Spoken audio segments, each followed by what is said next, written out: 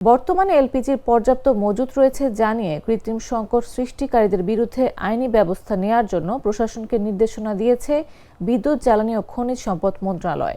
রোববার মন্ত্রণালয়ের এক বিজ্ঞপ্তিতে এই তথ্য জানানো হয়। এতে বলা হয়, লক্ষ্য করা যাচ্ছে খুচরা পর্যায়ে এলপিজির বাজার স্বাভাবিকের চেয়ে ঊর্ধ্বমুখী।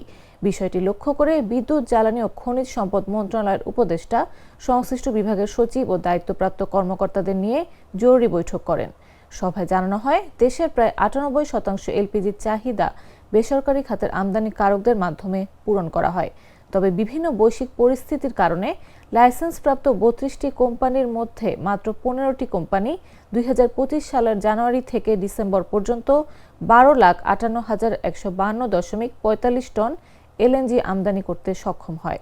এলপিজি অপারেটর অ্যাসোসিয়েশনের সঙ্গে সভায় নেওয়ার সিদ্ধান্ত তুলে ধরে বলা হয়, LPG operators association of Bangladesh LPG বাজারে সৃষ্ট কৃত্রিম সংকটের বিষয়ে বিবৃতি প্রদান করবে।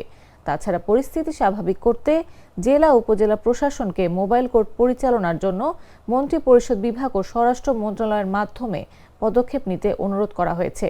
এসব পদক্ষেপের ফলে এলপিজির দাম দ্রুত স্বাভাবিক হয়ে আসবে বলে আশা প্রকাশ করে বিদ্যুৎ, জ্বালানি ও খনিজ সম্পদ মন্ত্রণালয়।